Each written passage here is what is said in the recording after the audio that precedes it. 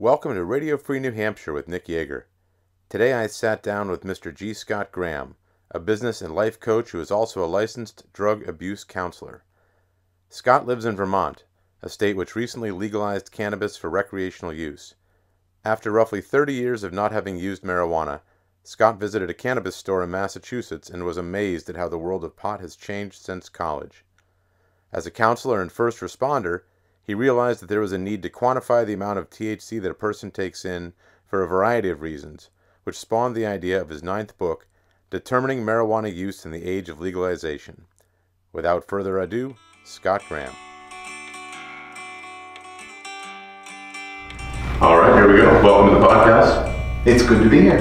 So I wanted to get to know you a little bit. We want to talk about your book today, Determining Marijuana Use in the Age of Legalization. And what prompted you to write this book? It was initially going to be a white paper, so just a small little piece, and I was going to write about the difficulties clinicians face as marijuana is becoming more and more prevalent legally, the difficulties that clinicians are going to face trying to figure out how much is too much. And that was the driving piece, because you can get marijuana legally in drops, you can get marijuana legally in candies, you can get in all kinds of different forms. And that's going to be really complicated for people to figure out when someone comes in and says, well, I'm taking 2 gummies a day. Well, what the heck does that mean? Right? I mean, in the old days, if someone came in and said, I'm smoking marijuana, all these yellow flags went up. And if they said, I'm smoking, 2 joints a day, red flags went up. Like, that's a big deal. Now, what does that mean? If someone comes in and says, I'm smoking a joint a day, someone else comes in and says, well, I'm taking 5 grams of tincture every half hour. What is the difference? Who's taking more?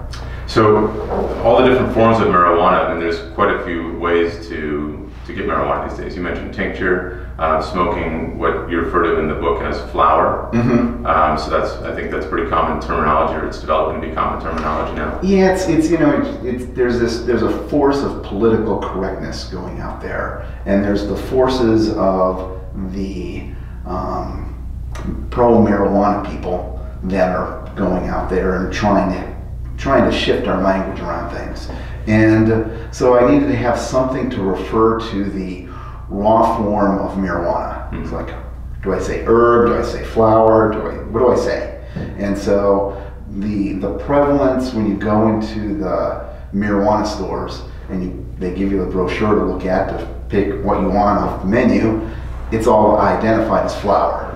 Some call it herb, but flower seems the most prevalent. So. Yeah, that seems to be the terminology. I was looking at another book.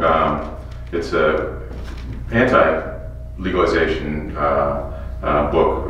It's not well balanced, and he says that right in the book itself. Tell your children the truth about marijuana, mental illness, and violence. And it's written by a gentleman who was a reporter, is a reporter. He's not a medical professional, but he took a real interest in the legalization trend and wrote an opposing piece. And but as far as verbiage works, it pretty much coincides with what you're talking about when you're referring to flower and such. And he also does talk about dosage as a question. So the different forms that you can buy marijuana now legally. So tincture is what? That's an oil. Yeah. So basically you've got marijuana flower that is what we all know of, right? You roll a joint, smoke it in a pipe. And then they take this marijuana flower and they go through this process to get pure marijuana, 100% THC. And that's typically measured in grams. And then they take this and they mix it with stuff. And so you can get marijuana tinctures, which is basically mixed with oil. So you take a drop. And by the way, when I said 5 grams per every half hour is a drop, if you were doing that, you would be flat on the floor. You can put it in candy, you can put it in gummies, you can put it in soda, you can make a mixed drink with it, you can put it in you can get marijuana suppositories. How's that? You can get marijuana hand lotion. that's got THC mixed in with it. And so it comes down to mixing this distilled product that then they can put in all kinds of different other things. So then that would be the base to go in other items. You mentioned, I think in your book you talk about edibles, vape. That's another, it seems to be something that they're also using in dispensaries where they're prescribing to patients that are using marijuana for pain treatment. I think vaping is one of the methods that they can pick it up. Right, and vaping's much more controlled because you can get a cartridge that has a certain amount of guaranteed THC in it, and you don't have to worry about the loss of marijuana through the side stream, which is as you're fumbling around with a joint or a pipe, half of it's going up in smoke, no pun intended, and half of it's you're coughing it out. So you can take a small hit off of a vape pen, and that's that. You can get a 5 milligram vape pen and take a half a hit, and so you only get 2.5 milligrams in your system. So with the idea that there are so many different ways to deliver marijuana, you've created a sheet that talks about how to just sort of estimate what somebody's marijuana intake is. And one of the things that I found to be really interesting is the idea that when people are smoking flower, there's just so much that's unknown as to how much that's actually absorbed. Whereas if you're taking an edible, or if you're taking an oil or a beverage, or a vape even, it's pretty controlled. I mean, I guess you're gonna breathe out some of the vape fluid as well. But when you're smoking, I mean, you really have very little idea of how much you're actually absorbing, or is there a pretty good way to estimate? It's really sketchy because you have to estimate the percentage of THC and then break that down into how much of that is in a gram, and then break that down into how much is in a joint. Is it a fat joint or a little joint? Is it an average sized joint? And so it's really hard to guess what that is. And most folks aren't necessarily going to remember, did I get the 22% THC pot? Did I buy the 20%? Did I buy the 17%? There's no consistent labeling. It's like a major mess. Like if you went and bought a bottle of soda at the grocery store, the labeling on that bottle of soda in terms of calories, fat, protein, recommended daily allowance is like a million times clearer than what you have to have a degree in rocket science to understand what you're getting from these different products. Now, you're writing this as a Vermonter, and you also maintain an office in Massachusetts. I do. So very different laws in both states. So in Vermont now, it's I think just brand new legalization there for recreational use, correct? That was recent? Legalization up to a certain point. Yeah. Right, and after that it becomes criminalized. So you got various states as they're sorting this stuff out. You have legal for medical, you have completely illegal. Then you've got some states that are, well, it's completely illegal, but medical use is okay. And then other states have decriminalized it, which means it's not legal, but they're not going to send you to the jail because you've got marijuana. Up to a certain point, after that, yes. Yeah. So you've got all this mixtures of stuff coming together that are at play, and that's one of the things that impacts how much you can buy and how they're packaging it. Because they don't want you to walk out of the marijuana store with your bag of goodies and then get arrested because you have more marijuana than you're supposed to have in the state that you just bought it in.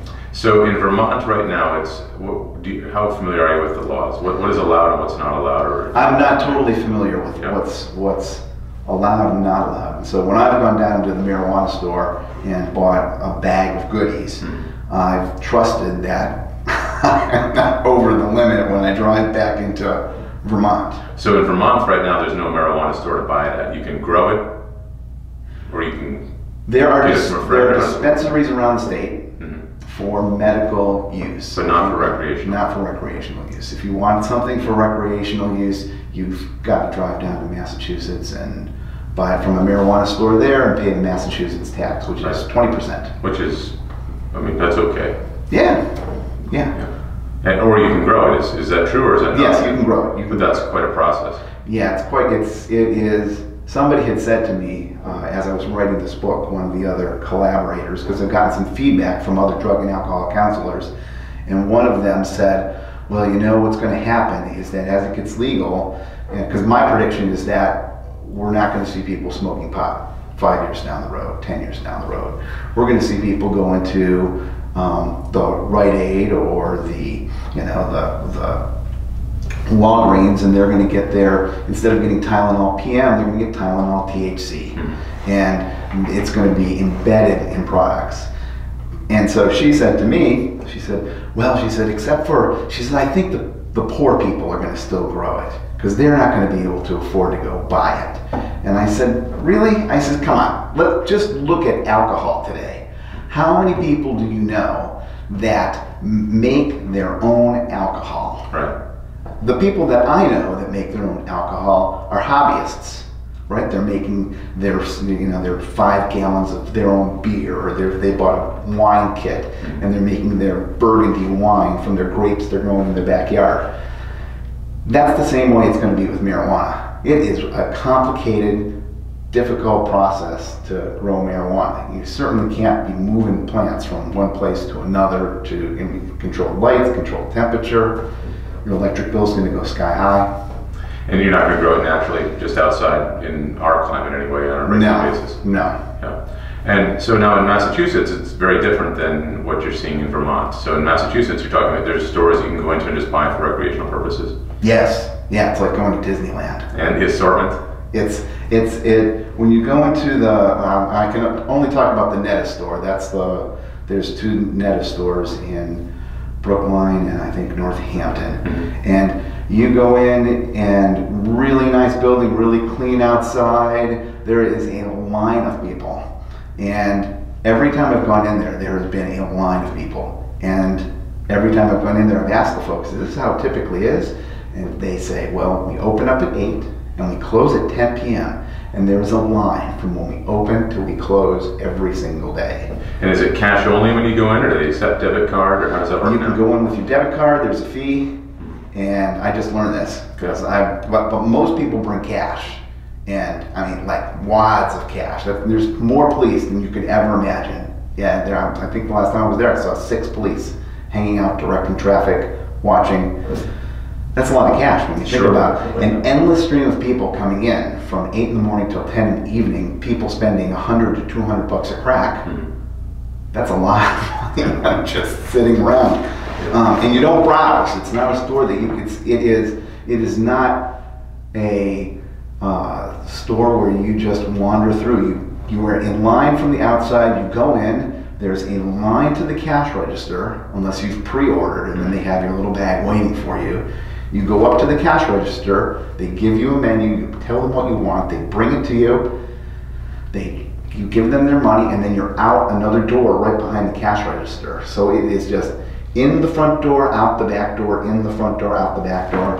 I think we were in there for like maybe 7 minutes, and we were chatting with the person that was back there, asking them some questions about stuff. Most people are in and out, in and out, in and out. That's a lot of people. Yeah, exit through the gift shop. Right.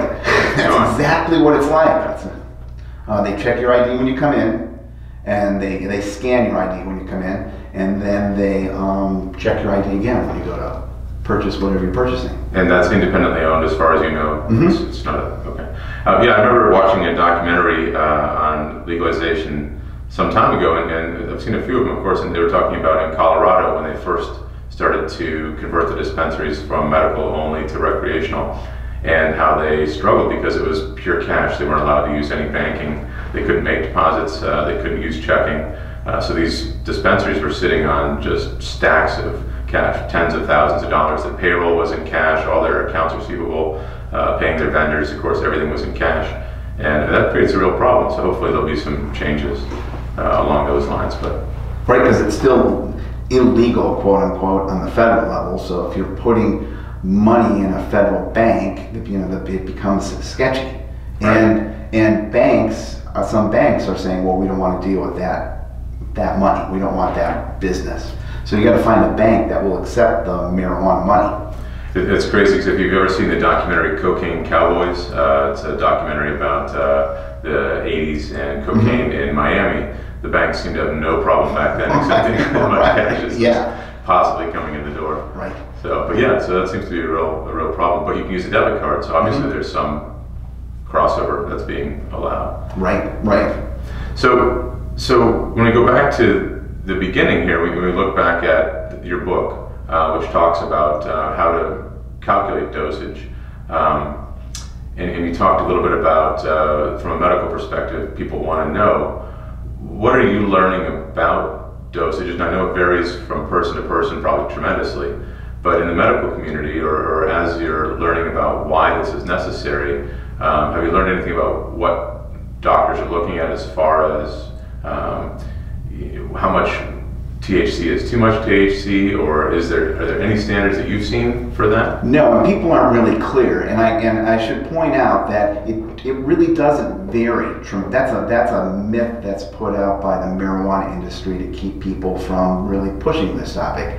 It doesn't really vary from person to person. There's certainly going to be a shift, just like with any substance you put in your body, right? Look at alcohol.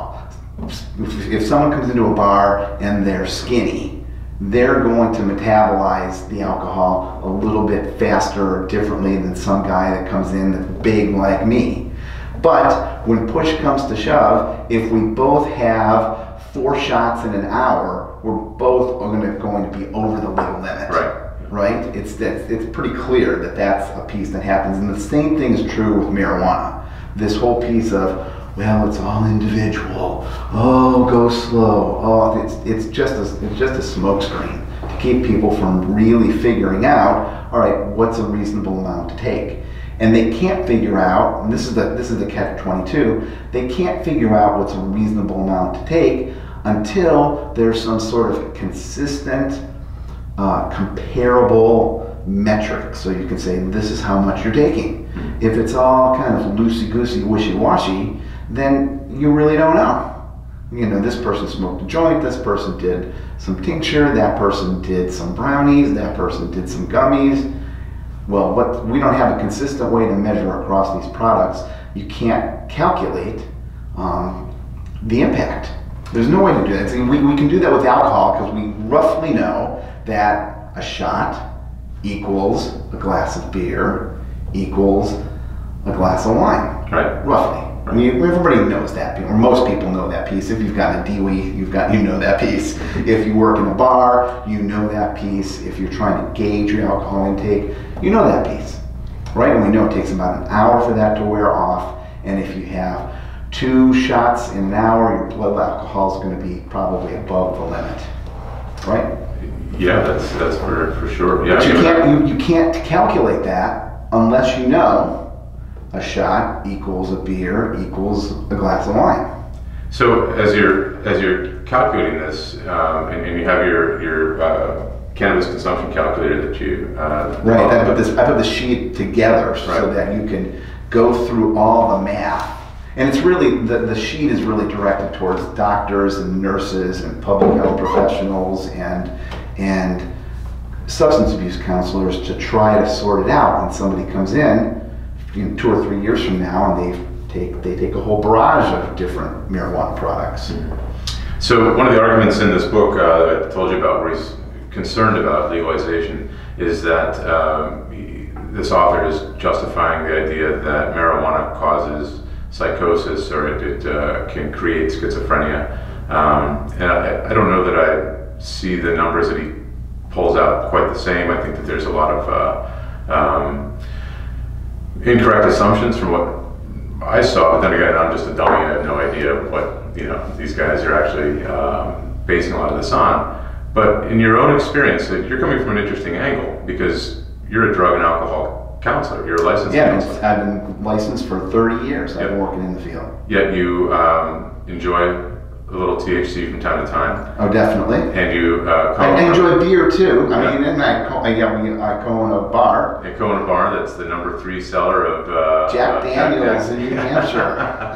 So, and I'm right there with you. I also am a drug dealer. I own a bar that sells alcohol. We have over 100 different types of tequilas and such.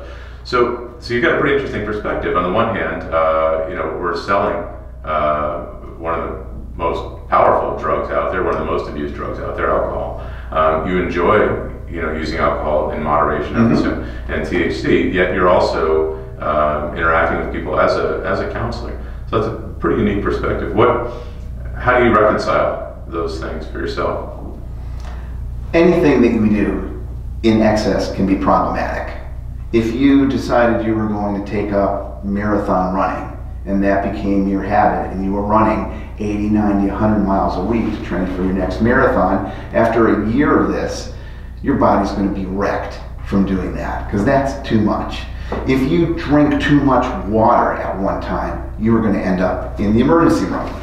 Water, right? Water, right? So anything in excess is not healthy. We have to live life in balance. And so the same thing is true with alcohol, the same thing is true with marijuana.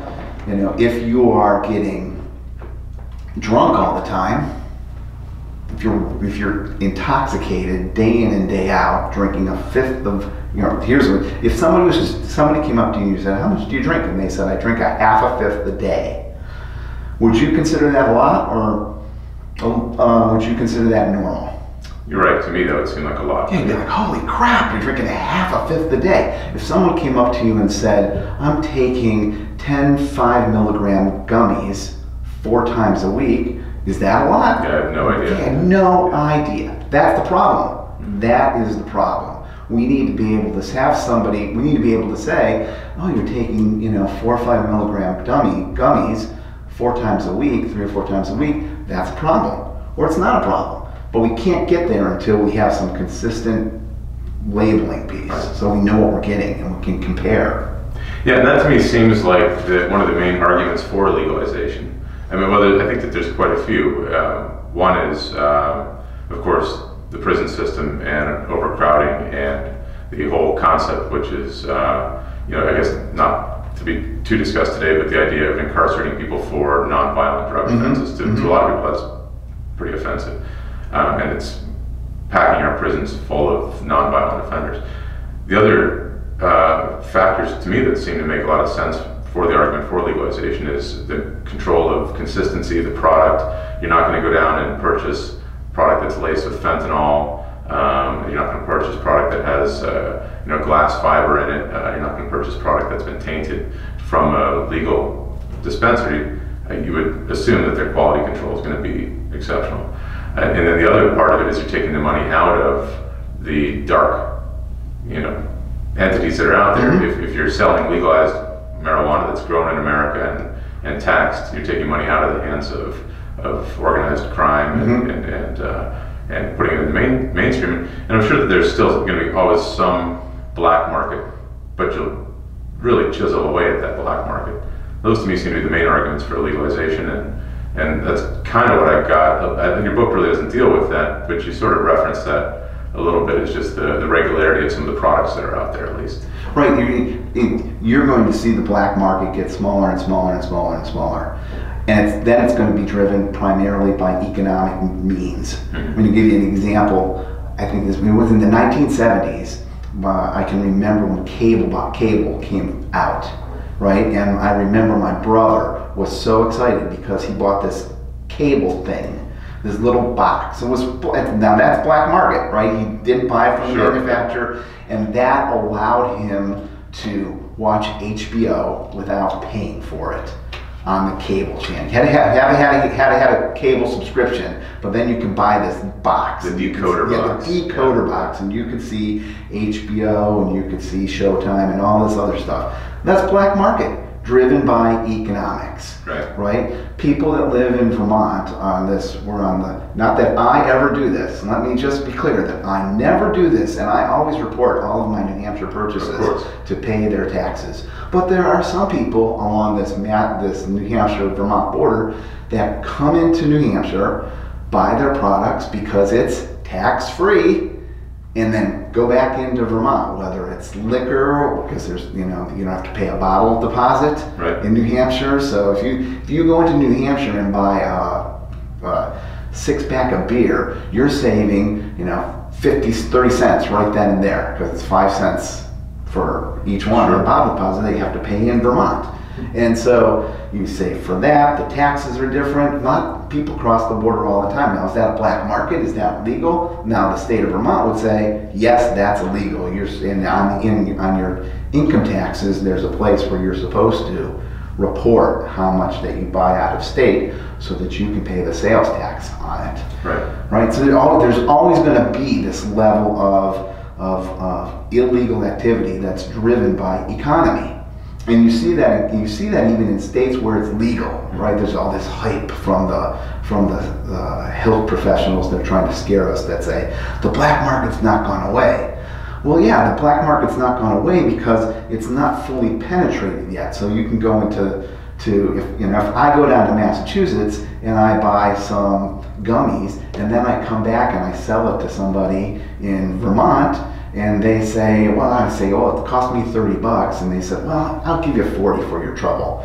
Well, I suddenly moved into the black market, right? That's a black market deal. I bought it, brought it, sold it, made more money, right? And I can see myself easily doing that, right? Yeah. Hey, let me give you 10 bucks for gas, right? And then suddenly, the next thing you know, I'll have a regular caravan going back and forth. Next thing you know, you're a drug dealer, right?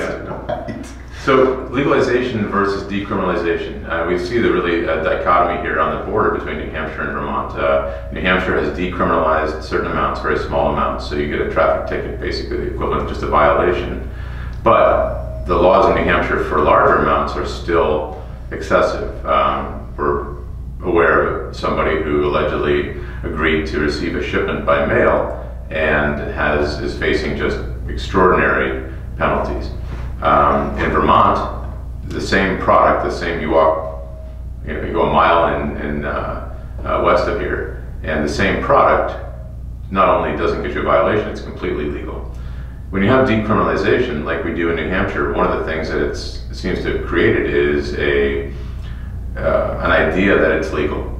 So then you've got people that are crossing all of these lines, and before you know it, they've crossed into the line of now they're facing real jail time because they had a little bit too much, a little bit more than what the state is allowing. Right. And there's also now a lot more bandwidth to prosecute those folks because the people that had smaller amounts are no longer in the system. In Vermont, you've got that still to some degree because, well, it's legal. If you go over a certain quantity, you're facing some real penalties, I would assume. It sounds like neither one of us are lawyers or really know what those are. But to me, that's a little scary is when it's, you've got this legalization up to a certain amount, or you've got decriminalization, you still create, in New Hampshire, you've got still this whole black market for supply. There's no legal supply method here at all. You can't grow it, you certainly can't buy it, you can't sell it. In Vermont, it's a little more gray, but still, you can go down to Massachusetts, pick up some, bring it back and sell it to your friends, and now perhaps you're crossing a boundary. I don't really know, but it's a little scary. So, as we see this movement, we hear certain candidates for president and such talking about full legalization of marijuana. To you, that must sound appealing. How do you feel about legalization in general? I think that would be great, right? It would eliminate the problems that you're just talking about right here, because you end up with these discrepancies from state to state. Then you have to deal with if someone's bringing marijuana from a health professional standpoint. If someone bringing something out of the from the black market, is this what are they taking in? Were they arrested and if someone gets arrested and then sent to drug rehab in New Hampshire because they're over a certain limit, and if they were in Vermont with that same amount, they wouldn't be in drug rehab. So does that mean that person in New Hampshire is a drug addict, but the person in Vermont is not? I mean, it's this legal stuff that's meant, and I totally get it. Right?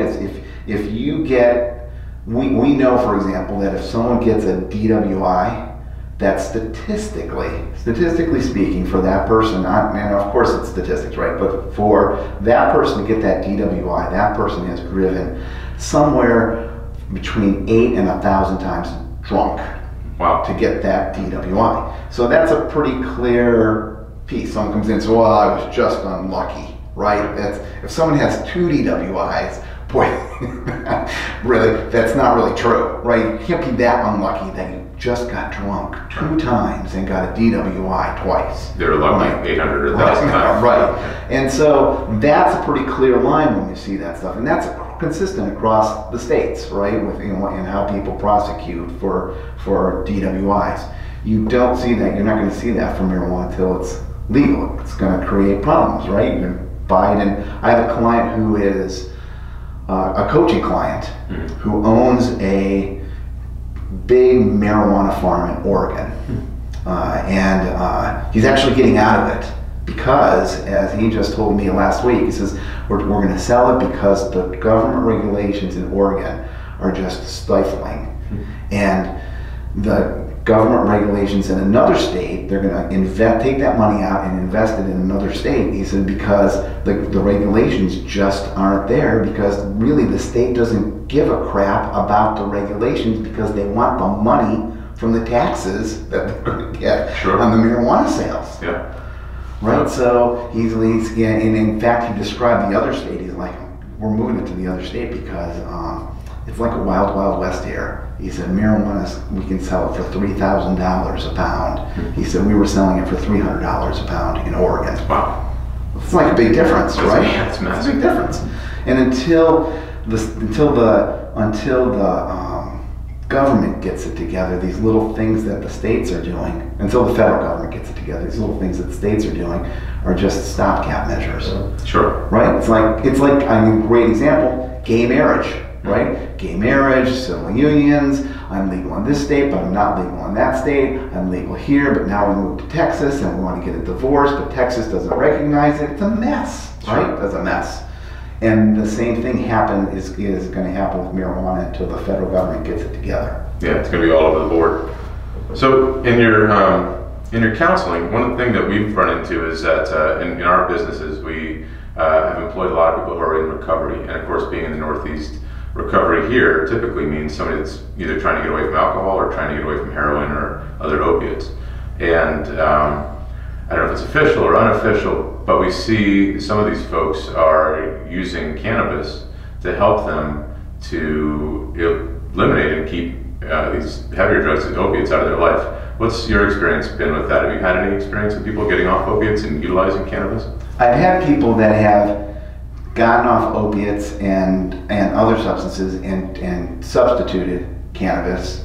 The bottom line for this, and this may sound really harsh, is that people really aren't addicted to a substance. They're addicted to the feeling. Right. They're addicted to that feeling, whatever that feeling is, of however you want to describe it, of the world spinning, not thinking about things, feeling really relaxed. That's what they're craving and what they're wanting. Sorry. I thought I shut this off.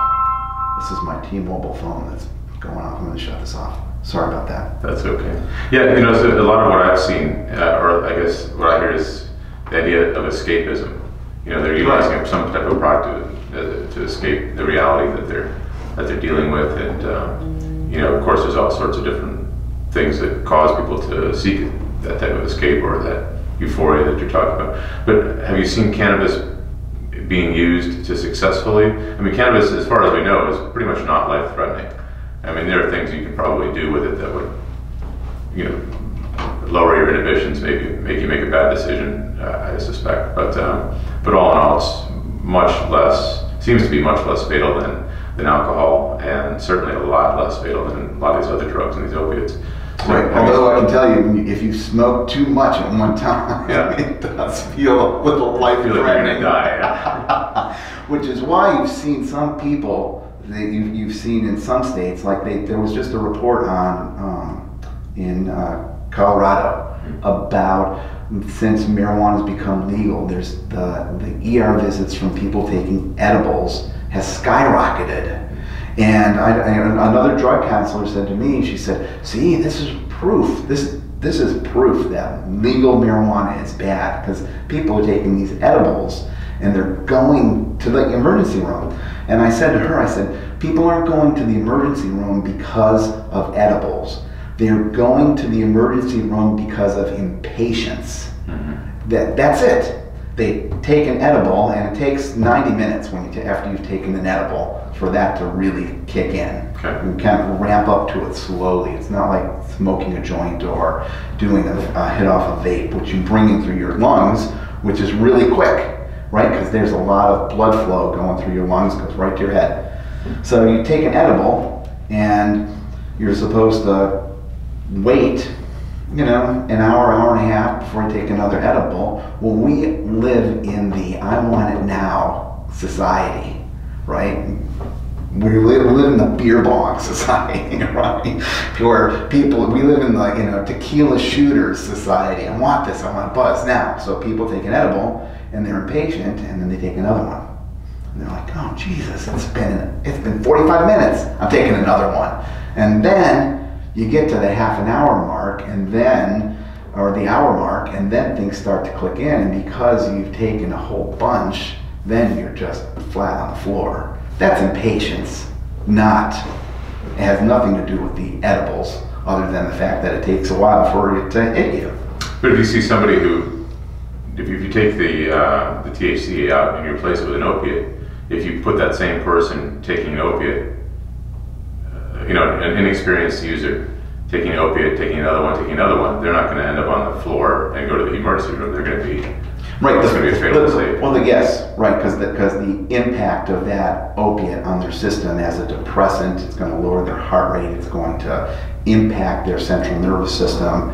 They're going to die from that, right? That's why we have Narcan to help. I'm an EMT. I mean, we have Narcan to just go and help people. We keep Narcan in our business. Yeah, it's an important piece, because if someone's overdosed on that's only a short-term piece, right? That Narcan's going to wear off, and they're going to be back on the floor. Right. But the physiological impact is certainly less, right, than some of these other substances. So that's my question. So you're the person you're talking to that was talking about, well, see, these ER visits have escalated. When these folks are going to the ER because they've taken too many edibles and they've got too much THC in their system, what's the outcome of that? Obviously, I don't think we're looking at fatalities here. You're not reading about any fatalities from this. No, they're just basically trying to calm these people down. Relax, enjoy it, right? And in fact, the marijuana industry doesn't even, this is the marijuana industry. They don't even use the word overdose. Right. They use the word overconsume. Okay. And that's their little marijuana marketing piece. No, we don't overdose with marijuana, we overconsume.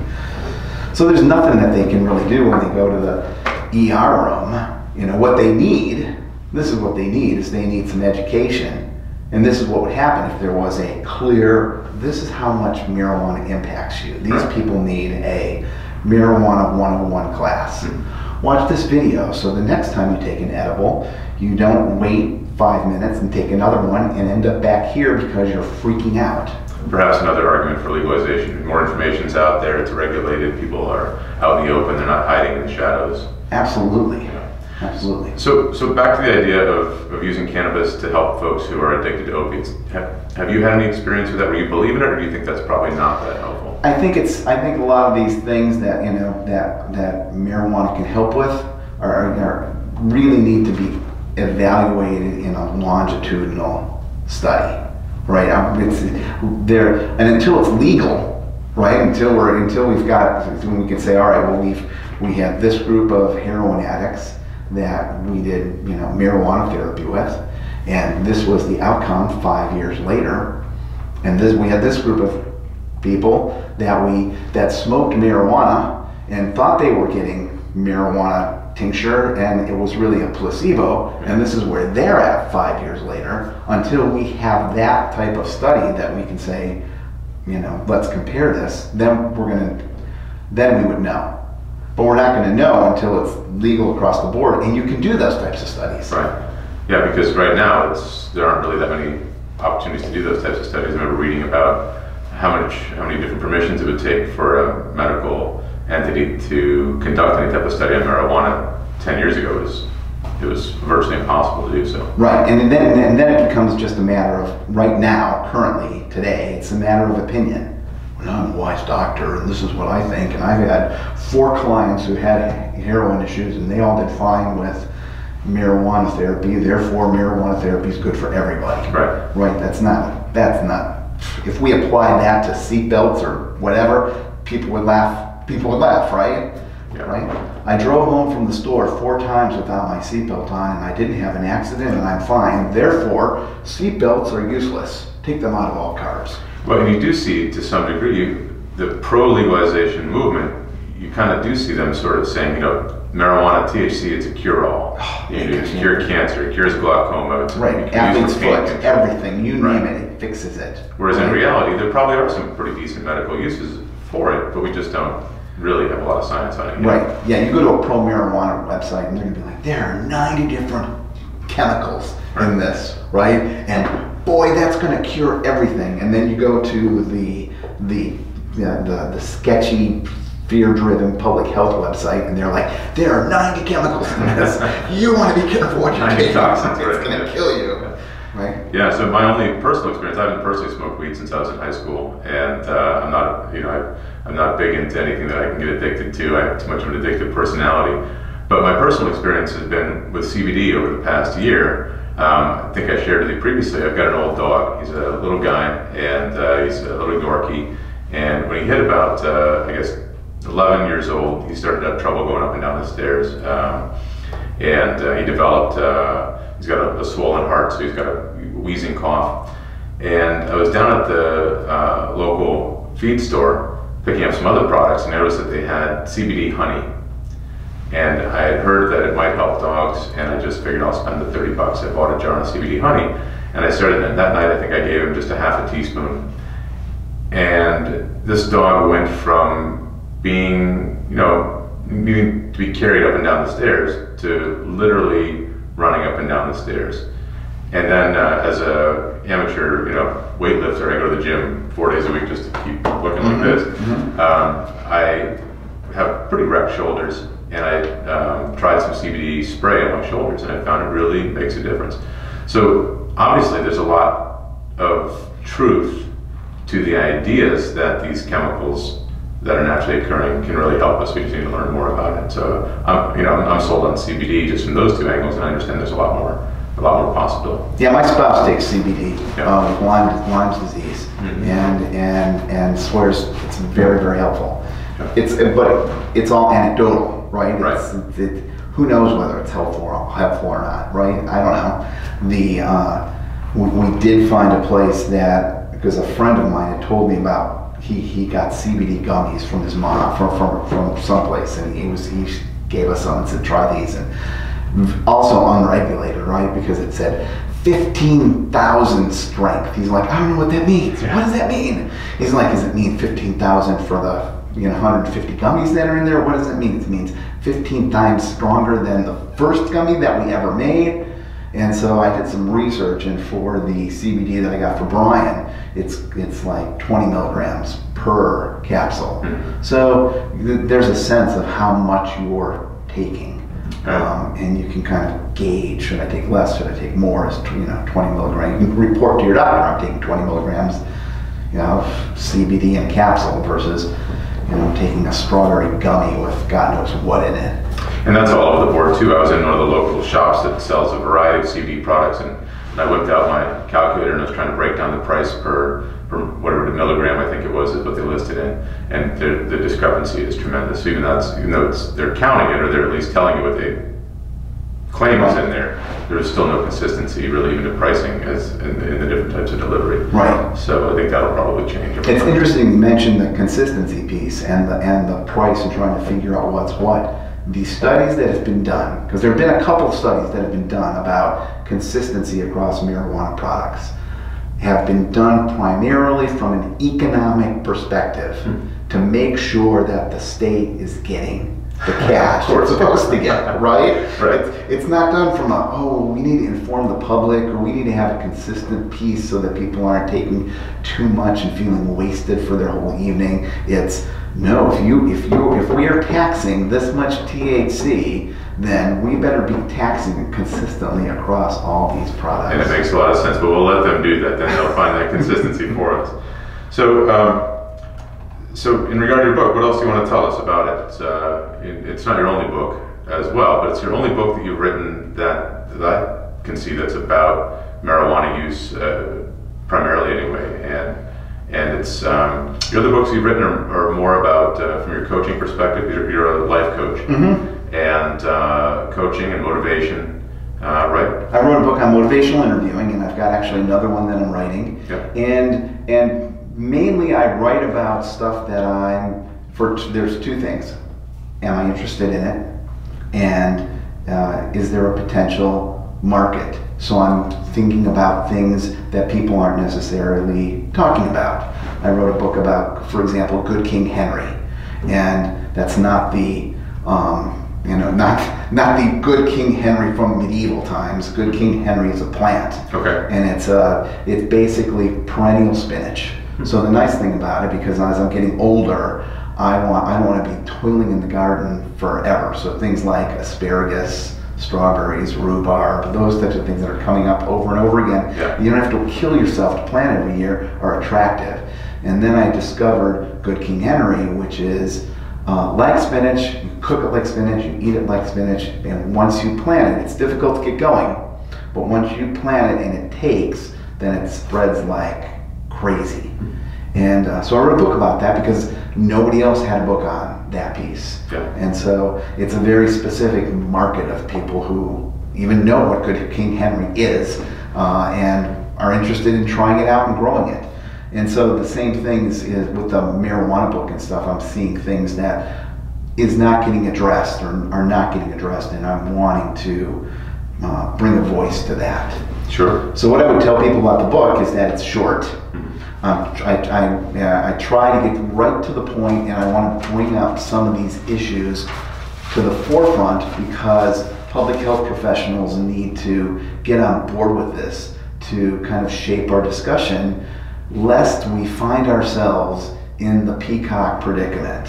And by peacock predicament, I'm referring to the fact that, I don't know, was it 5 years ago, 10 years ago, when they started talking about all these service animal things and the rules for what constitutes a service animal versus a guide dog and this and that, and what you can ask. And the next thing you know, people are bringing emotional support peacocks on airplanes. Now, I doubt that 5-10 years ago, the health professionals and the policymakers ever thought that people would try to bring goats, snakes, peacocks, pigeons, pot-bellied pigs, and insist that they fly for free in their own seat on an airplane because they are an emotional support animal. Yet we have this huge mess. People getting bit by dogs that are not really guide dogs, but they have a little fake little vest that says emotional patch on them. Emotional support animal in the Portland airport. Someone's suing Portland airport because of that. That's a mess. It could have been avoided, and we can avoid this mess down the road with marijuana. So I wanted to get a piece out there so people could do a quick read, and then people can take some of these concepts and develop it more and grow it and say, wait a minute, Scott said this about marijuana smoking. Well, let's talk about keef, which is another form of distilled marijuana product that you get. And he didn't talk about that much in his book. Let me talk about that more. Right. And we move down this road together. And I think, when I wrote the book, I was striving to be objective and not be in the scare camp or the pro-marijuana camp, but really be in the, hey, where we're going to be in 5 years, 10 years, let's talk about these issues now. Yeah, one last marijuana question for you. Microdosing, something I had in my notes to ask you about. Microdosing, you mentioned, well, why don't you tell us what it is? So this is an interesting piece because just as an aside, one of the scare tactics that you hear from the health professionals is, marijuana is more potent than it was 10 years ago, 20 years ago. In the 1970s it was this, and now it's that. That's all baloney. It's total bull. Because, especially as we move into a product piece or distilled piece, the marijuana that they're putting in these things is 100% marijuana. So it doesn't matter whether it's 17% marijuana or 25% marijuana. it it's all going to get distilled to 100% marijuana. And as the only one government in one of their studies, the government of New Zealand, hey, New Zealand, cool place, right? They said that people are complaining and focusing on the potency issue of marijuana, but they're not really asking the key question, which is as marijuana is more potent, are people smoking less? Right. That's really what it is, right? It's like, instead of complaining about the potency, let's look at people's behaviors. So this issue of microdosing, which I think is a piece that we are going to see as marijuana becomes legal and available in various forms.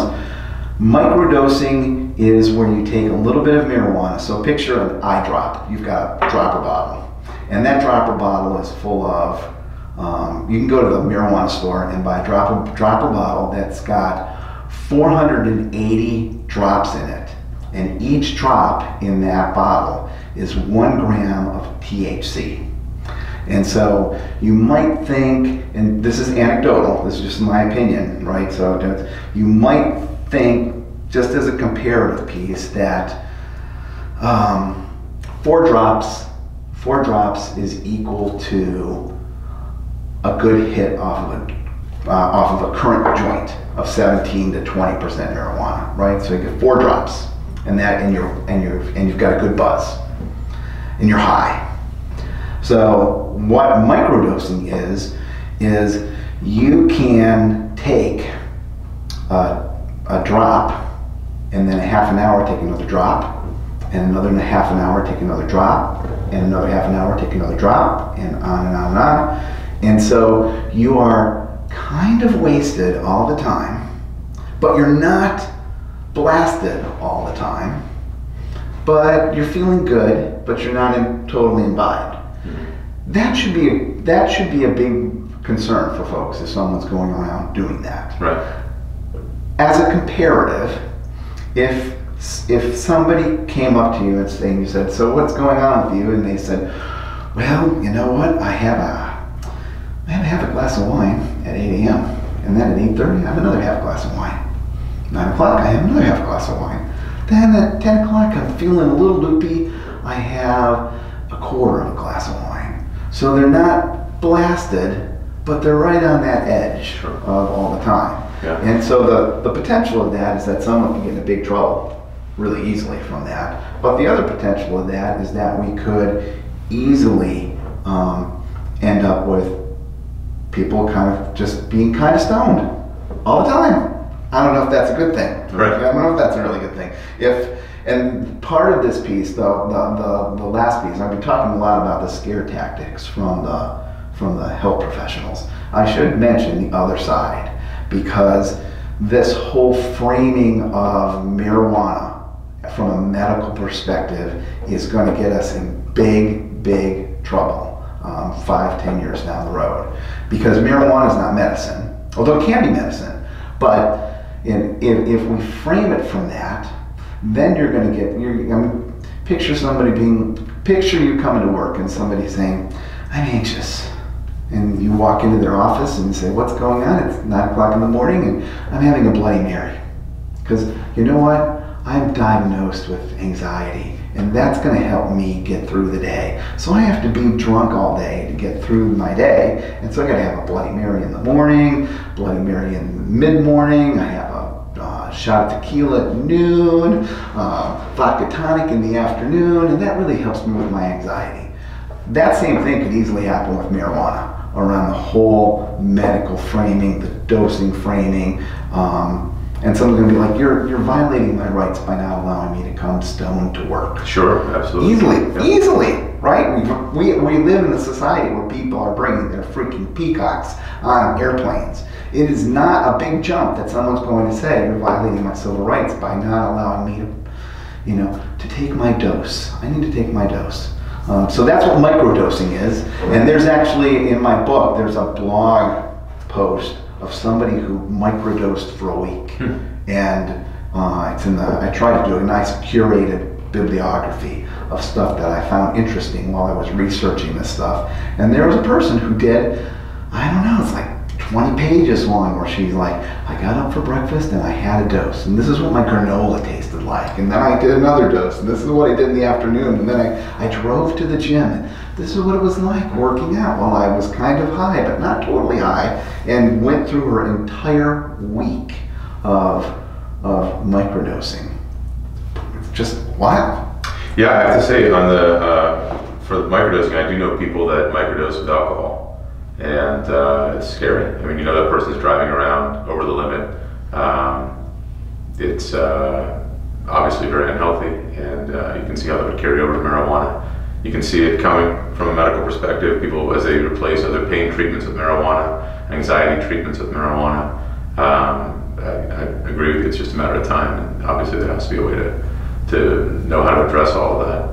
Right, and it's important to recognize, you know, people are like, oh, in Vermont there's been this big push about, you know, how are we going to know when someone's wasted? We have to do a blood test on them and stuff like that. You know, this whole blood alcohol level thing that's out there is, what's the word I want to use? I don't want to say it's arbitrary, but it's the line. You can get a DWI and not be over the limit. Sure. The line of what the limit is just a arbitrary decision about blood alcohol content that people decided when you're over this, cut and dry, right? If we detect you over this, we don't have to prove that you were wasted while you're driving. Yeah, they're actually impaired, right? Boom, you go. But you can be impaired and get a DWI and be at half the legal limit. Mm-hmm. And that's one of the things as a drug and alcohol counselor, we strive to educate folks about that. It's not, you know, you can actually buy these blood alcohol sensors where you blow into it and it will tell you if you're over the limit. Well, that's not going to get you out of a ticket if you get in a car accident, right, and they smell alcohol on your breath. You're going to get charged with a DWI, even if you're below the limit. And so the police, you know, back in the day will make you do these roadside sobriety tests, touching your nose, doing this and all of that stuff, which, you know, if you're high on marijuana, you're not going to be able to touch your nose. You're going to be able to walk the line, and that's what people are going to end up having to use until we figure out some way of actually detecting marijuana like we can with alcohol. Yeah, that seems to be a real concern when you look at when you read from the anti-legalization talking points or you know, their different arguments that they make, is that in states where legalization has occurred, that traffic fatalities are up. But once again, in the book that I'm looking at right now, there's not a lot of discussion about how actual population changes. They're not talking about traffic fatalities per capita. So it's a lot of gray area out there. I think when Colorado legalized, there was another sort of a gold rush, a green rush to Colorado. You saw all these people moving. We knew a family that just up and left. Really? Yeah. Pulled their kids out of school and moved to Colorado, and they closed their business and opened a new one over there, and you know, undoubtedly motivated because they were definitely people that enjoyed their cannabis. And I know the population, or I believe the population has increased in Colorado, and you know, obviously there's a lot of tourism for cannabis in the states that have legalized.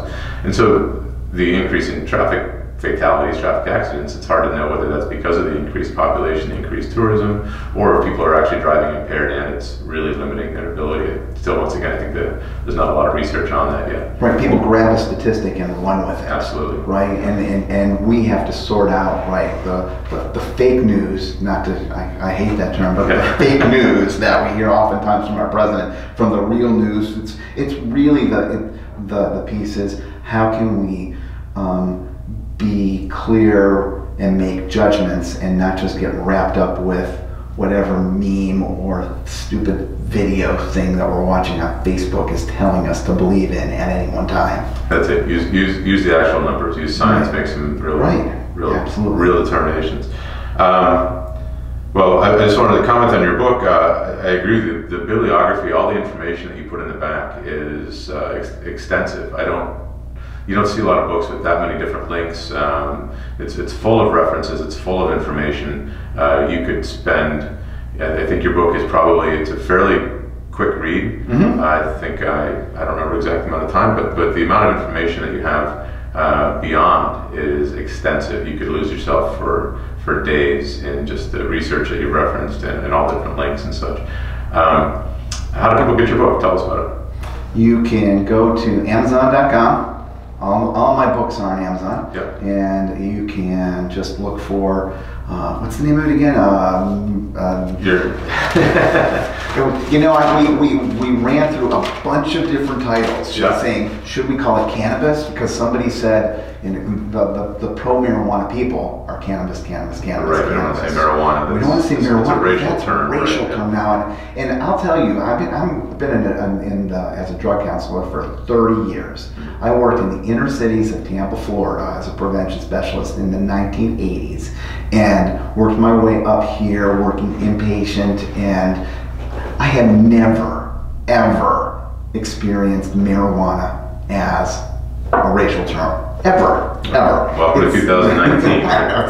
It's a spin on it that people are putting to be like, oh no, it's cannabis, because they want to, and it's coming from the two sides, the people that want to be politically correct and the marijuana people that want to say, look, you know, it's cannabis and we go to our cannabis dispensary, which is another piece that's absolutely ridiculous. Just one last point. You think about this. When you want groceries, where do you go?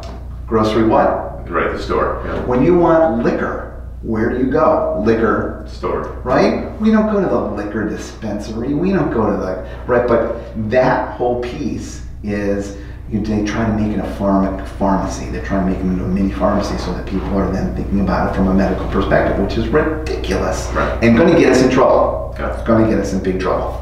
So, your title of your book is Determining Marijuana Use in the Age of Legalization. There we go. That's it.